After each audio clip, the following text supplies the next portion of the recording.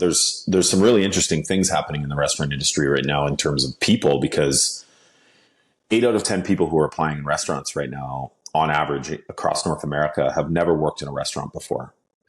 So I always flip that around and look at it in terms of saying, okay, well, that means that only 2 out of every 10 are crazy enough to try again, right? The other 8 have gone somewhere else.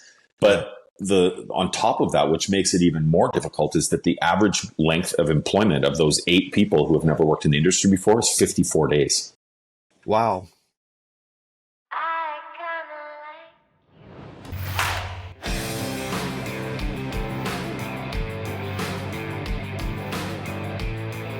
Hey, welcome to Networking Star. My name is Jeffery Boyle, and here at Networking Star, I interview some of the coolest, most innovative entrepreneurs out there, some thought leaders and people that just want to really help us have, be, and do more in life. Today, I am joined by Jim Taylor. He is an entrepreneur, thought leader, and restaurateur. For the last 20 years, he's been fueling growth of restaurants and name brand restaurants throughout Europe and throughout the United States. Jim, super grateful you joined me on Networking Star. Yeah, thanks for having me, Jeffrey. Nice to connect. So how does one become an entrepreneur restaurateur? Now, I had a little bit of experience with restaurants, and it was expensive.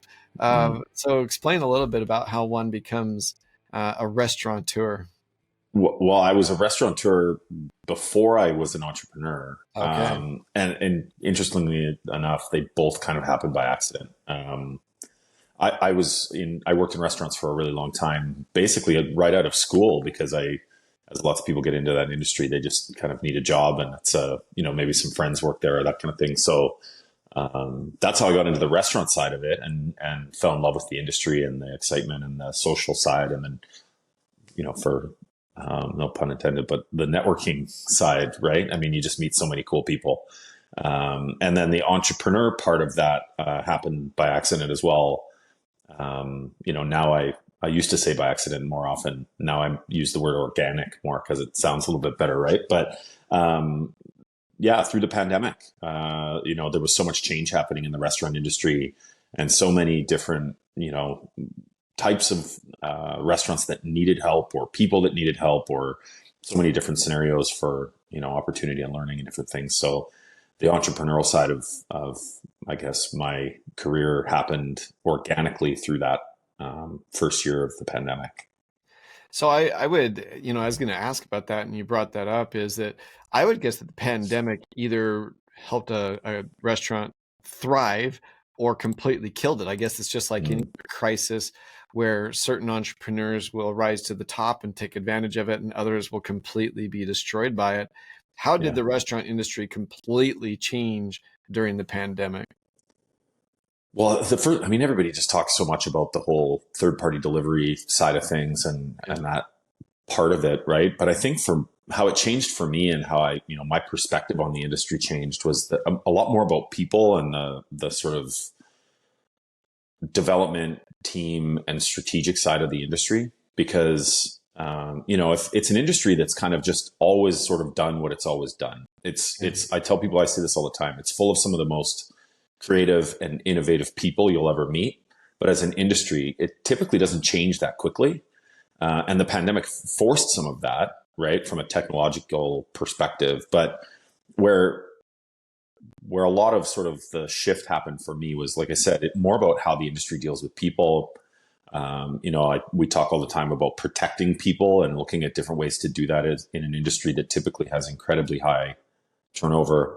And so the pandemic just forced us, I think, in general, to just look at the whole model differently, and in order to survive, really.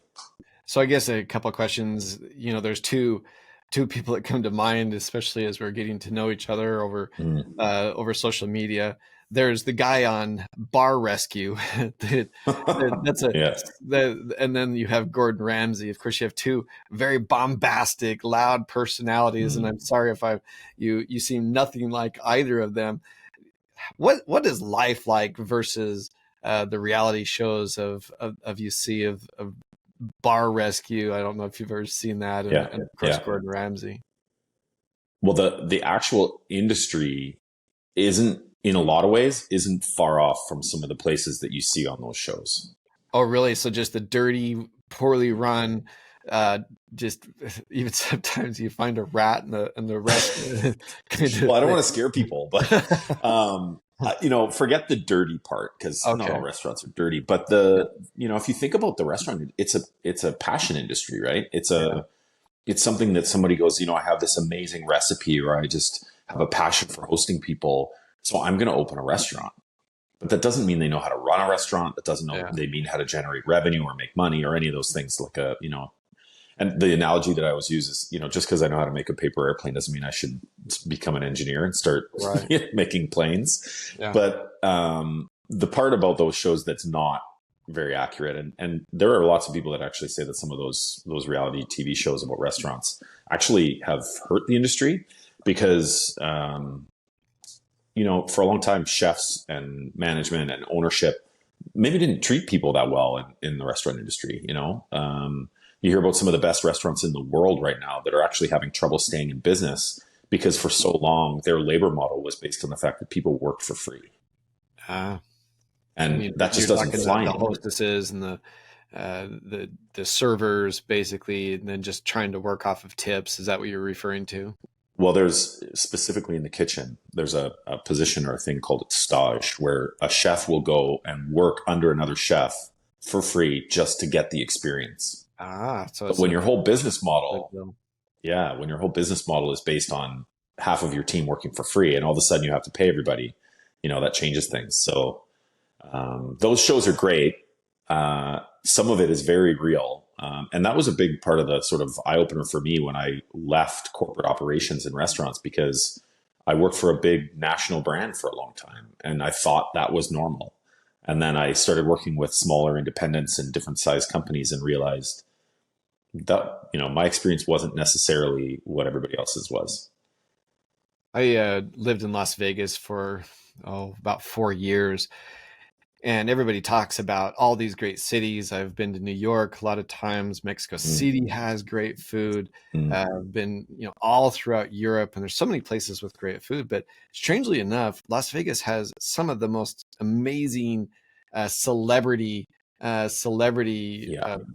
cooks and kitchens and things like that. Gordon Ramsay's was the worst, so I'll just go ahead and say that. But if Gordon's watching this, I'll say you're fired. But but it's a great food town. So how does a person go from some of them are just overpriced, and my wife would always want to go the newest celebrity kitchen that would come in. We'd go to that, and some of them were just really overpriced, and you were paying for the name. But how does a regular person, a normal person, go from, this idea that you're talking about to having a successful restaurant? Well, I think it's, the restaurant industry, like we said, it's very much a passion thing, right? And so I think I'm biased. I would tell them that they should look for somebody who has experience and look for some support and look for some strategic, guidance and that kind of thing.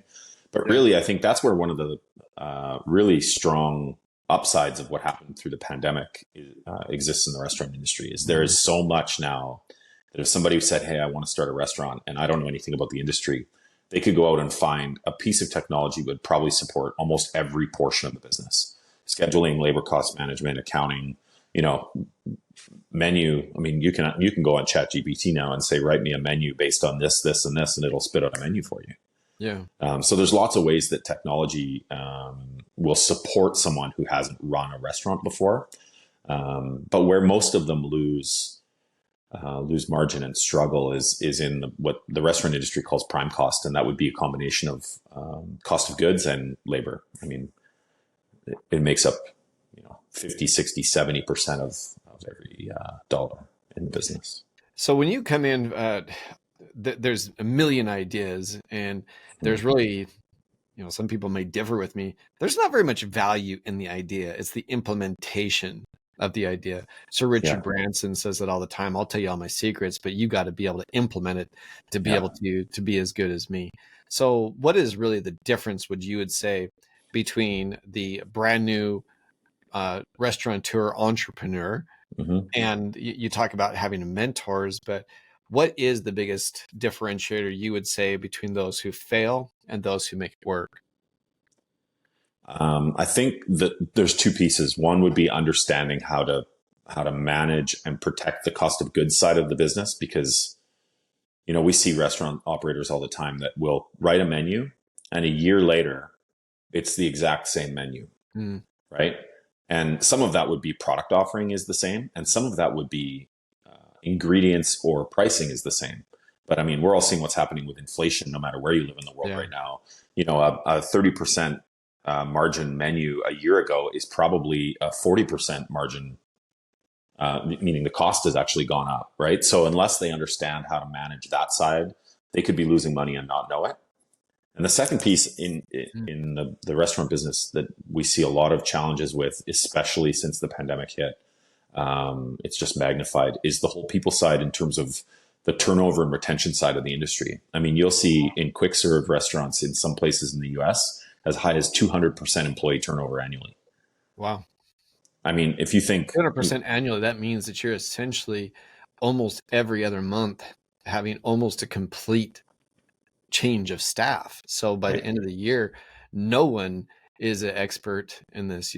A veteran would have 3 or 4 months of experience. Exactly. Yeah. So there's some really interesting things happening in the restaurant industry right now in terms of people, because 8 out of 10 people who are applying in restaurants right now, on average across North America, have never worked in a restaurant before. So I always flip that around and look at it in terms of saying, okay, well, that means that only 2 out of every 10 are crazy enough to try again, right? The other 8 have gone somewhere else. But on top of that, which makes it even more difficult, is that the average length of employment of those 8 people who have never worked in the industry before is 54 days. Wow. So they less than 2 months, and they're thinking, this isn't for me. I'm going to go do something else. You bring that up. I live in Boise, Idaho, and about an hour and a half, 2 hours away from where I live is one of the most magnificent lakes, and just it's kind of our Lake Tahoe. It's called McCall, and prices for food are off the charts now. And the biggest problem that they're having is many of the restaurants have had to go to less hours because it's just when the owner can work. And the big problem that they're having, as I went around that city, is the cost of living is so much that a lot of these ma and pa hole in the walls that are just beloved there, they cannot staff the people. And I even mentioned to my wife, there's a place called Ice Cream Alley, and the girl that we saw serving us ice cream was serving burgers the next day. So she had multiple jobs to be able to do that. And you could tell because the one place almost always hires college students, she'll be gone here in a couple of weeks because she'll be going to school. Are you seeing that with this as well? As it's just that apparently with 200% turnover, is it cost of living? Is it just the demands? Is it that people don't want to work? What is it that's causing, outside of these tourist areas, just this huge amount of turnover like that? Well, the industry, one of the things that we talk about a lot with the restaurant operators that we work with is that the industry has kind of always had this turnover issue, right? In the past, it was a turnover issue, but it was kind of masked by worker supply. There was kind of always somebody there waiting to, so you had high turnover, but there was always someone you could hire. Now it's this retention issue that's being sort of exposed by a lack of supply of people, whether that's, tourism or immigration, or people just not wanting to work in the industry anymore. And so, we're seeing this happen in every segment, in every market, in multiple countries. And so we spent a lot of time talking about the workload side of the industry and what that causes for things like team well-being and mental health and turnover. So if you think about pro sports, pick a pro sport league, they all have load management strategies in place to protect their athletes from injury, whether it's mental or physical, right?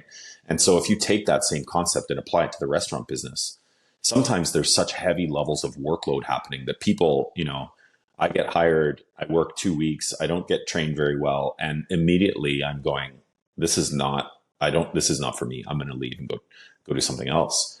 And so we're seeing that happen. It's a cycle that's just been magnified in the last couple of years as the worker supply is sort of tightened. That is wild to think about that, uh, whereas, when I was growing up, you'd have to fight to get a McDonald's job. That sounds strange, Mm-hmm. but you had to Mm-hmm. fight to get a McDonald's job. And I actually had a friend that worked from being a McDonald's cashier to actually owning McDonald's. I mean, what Yeah. a cool story that is.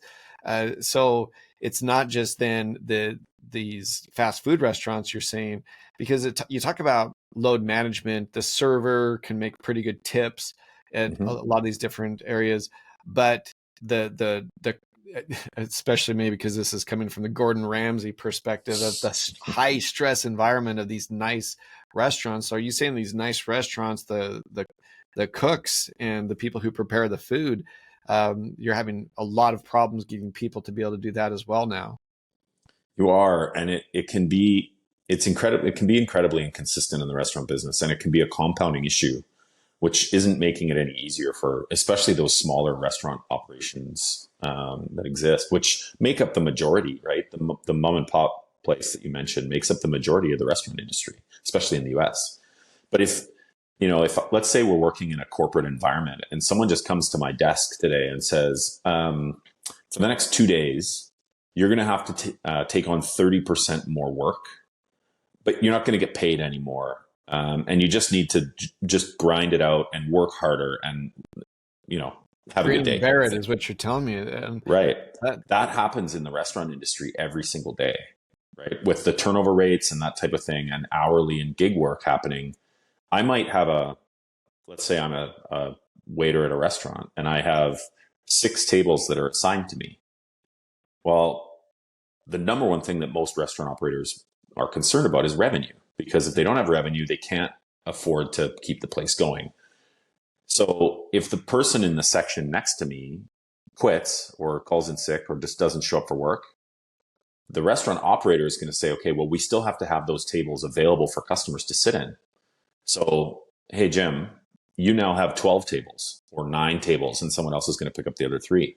So I have the same skill set, have the same level of support, have the same demands from a, service expectation perspective. But all of a sudden I've got, 30, 40, 50% more work to do that day. And the expectation of service is still there, right? So it can become incredibly stressful for people. And a lot of them, like I said, the workload is just not something they're interested in, and they'll just decide to move on. Well, and you have to, as a server, for example, you're a salesperson. You are a full-time make them happy. When I was in college, I worked at Delta Airlines in the baggage claim area. Yeah. Woo! I had to be happy all the time. And you think about it, that's when people are the most angry, is when they lose their luggage after a trip or going to a trip. And it's the same thing too. What is more cranky than a hungry person? And I can just imagine how difficult it is. I hadn't even thought about that. And so I guess tip more is what you're saying. These guys are taking on more tables. They're taking on more responsibility. They don't get more per hour. The only way that they're going to make it is on the tips then, if they're taking on additional tables. Well, and we really encourage restaurant operators to look at this from a data perspective, because in that scenario where 30%, 50% more workload with the same expectation, the first thing that we see happen, and I bet as I talk through this, you'll probably think about scenarios that you've experienced it on the customer side as a customer. The first thing that happens when that server or that waiter or waitress has to take on more workload, the first thing that happens every single time, we see this happen every day, is customer spend declines. Okay. Right? Because as an employee, I don't have as much time to get to you as a customer to sell you something.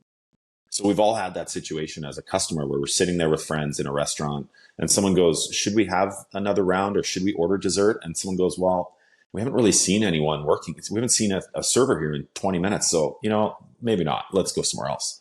We see this scenario happen all the time. And the unfortunate thing for the business in that situation is that the team is now having to work harder to sell less. And that makes it even more difficult from a business perspective. Give me a I guess the best case scenario, I'm an entrepreneur. I love cooking. Mhm. I don't, by the way. I'm giving you a pure hypothetical here. Sure. Uh, and I love eating, but so what is the best formula that you could give? And I know that's a really long question, but do your best to help me start fast, remain Sure. profitable. Things have changed completely. And just looking up something on the internet probably isn't going to give you all the solutions because things have Mhm. changed so rapidly, is what you're talking about. How do you start? How do you maintain? And then how do you flourish? So the conversation that we get into, then that's a great question. We get into this conversation every single day. A typical restaurant or a lot of restaurants will think about what's our top line revenue and what's our margin at the end of the day, right? And they kind of go, we'll figure out everything in the middle. We say, don't worry about your top line revenue. As crazy as this might sound, don't worry about your top line revenue and don't worry about your profit because those are results. They're not strategies, right? They're not going to get you there. They're what will happen. Every single day we recommend this. Worry about how many customers are you serving every single day and how much on average do they spend? Which seems probably simple, right? It doesn't have to be complicated. But if you can improve how many customers you serve by 3%, and you can make sure that the spend at least stays consistent, if not finding ways to improve it, you're always going to be in a good position from a revenue perspective, right? And then from a profit perspective, the two things that cost restaurants the most and quite often put them out of business is the whole labor side of like I mentioned earlier, the whole labor side of the equation and what happens from cost of goods. So monitor what's happening with how much you're paying for the product you're serving and do whatever you have to do to get turnover to be as low as possible. That's why we spend so much time talking about workload because it proactively protects from people burning out, right? Whether that takes 2 weeks or 2 days or 2 months or 2 years, we can hopefully slow that down. So really what I'm saying is compartmentalize things into cover count or customer count, how much they spend, what are you spending on product, and how to lower turnover. And you'll be in a way better off position if you can figure out how to do that. This, mental health is the kind of thing that is talked about so many different places. I even, you talked about sports, and there's that on Netflix, there's the documentary called Quarterback, Mm-hmm. and Kirk Cousins met with the team psychiatrist every week. And I think so many people would have been embarrassed to talk about that. He was proud of it. And he says anything to give me a leg up. How is it that you don't have as a small restaurateur the ability to have them meet the way that a pro football team would? How do you help them with that mental health? You talk about load management, and a lot of these entrepreneurs are probably too stressed or even don't have the skills to be able to do that. How do you account for mental health if you're a small business owner for your employees? Well, I think how we help them, there's two different ways that we try to support the mental health side. Because I'm not a psychiatrist. There's no one on our team that is a mental health, someone who's going to be able to get in there and have, specific conversation and support people. But from a proactive perspective, there's two ways that we help. One is, like we've said a few times, we help them understand what workload does to their people. We can look from a data perspective and say, this day 2 weeks ago was not a positive experience for your people. And if you repeat that, it again won't be a positive experience for your people or for the ownership or management. So there's that side from approach it from a data perspective and say, okay, what's happening in the business? We also work really closely with a group called the Burnt Chef Project. And they're a not-for-profit group based in the UK. And they do everything from training to, there's a hotline people can call if they're having a hard time. There's supporting documentation. There's, all different kinds of things. They're doing incredible things. I think they're in 108 countries. They might be even more by now. But they're doing incredible things for the restaurant industry because traditionally the restaurant industry is high stress, low pay, and that equals some mental health challenge sometimes, right? So we try to stay as front and center on it as we can and provide as much support as possible, while at the same time trying to change the way that people look at operating restaurants to maybe make an impact long term. a smart entrepreneur would have stuck through this and seen all of the similar type of problems that he or she would have in their own business. And this is not just a restaurant conversation that we're having. This is an entrepreneur's challenge that we're having on how to maintain your people, how to think of their mental health. And though my business is completely different than yours, this really has helped me think a lot about just some of the different load management. Because as a business owner, I'm always on.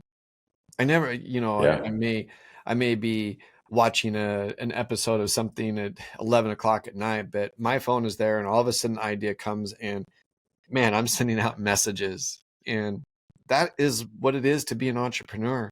So load management and somebody who doesn't have the same vision as you as an entrepreneur, this has actually been a very interesting and helpful conversation for me. Oh, great.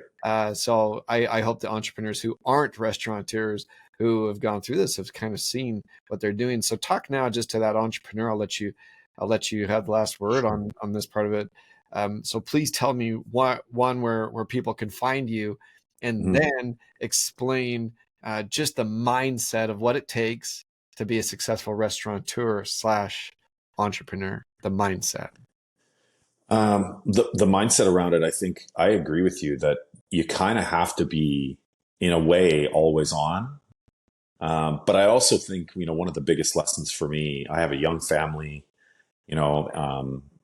mostly work from home, which I'm very lucky about. However, I think it takes a lot of dedication to balancing everything that's kind of going on. There's pros and cons for sure. Yeah. And I think, the biggest learning that I've had is that whatever education I had before was not my actual education. Yeah. Being an entrepreneur is your on education. The job education for sure. For sure. But I think from a mindset perspective, I always am trying to find ways to make sure that there's balance in whatever I'm doing. Whether that's go to the beach every morning and have coffee with my daughter, or whether that's, dedicate specific time where I'm out of the house to make sure that I get things done, to making sure that, we're realistic about what we're trying to take on. Because I think entrepreneurs in general, and I'm guilty of this sometimes too, are just go flat out. Like, there's ideas and opportunities and partnerships. And I think really trying to stay grounded and make sure that we're balancing everything that's happening is really a big part of that mindset. And most employees will never be able to keep up with the enthusiasm that you have for your business. And At the same time, you need the employees or the partner or spouse that will pull you back and say, "Hey, you are really getting over your skis on this one." Sorry, there's a skiing metaphor, but explain how people find you. This has been for me interesting as I've started to contemplate how it is that I make sure, it really is thought provoking on how I make sure that not only is my mental health okay, but making sure the people who work with me are okay. Tell people how to find you. The easiest way to get a hold of me, and we're very active on LinkedIn. I mean, I think that's how you and I got connected. It is, yeah. So Jim Taylor, obviously, is my name. There's probably 1,000 of us on there, but Jim Taylor, the company, there can't be too many. Yeah, the company name is Benchmark 60, and so we're benchmark60.com as our website. We're on Instagram. We've got a good presence on LinkedIn. There's lots of ways to find us, but yeah, I appreciate you asking about the mindset thing, because I think that's a big part of this workload concept, no matter what industry you're in. Well, Jim, I will say that it has been thought-provoking for me, and I think that's what we're trying to do. Is that a really reoccurring thing today was mental health, and making sure that the turnover, that is the wild turnover you're talking about.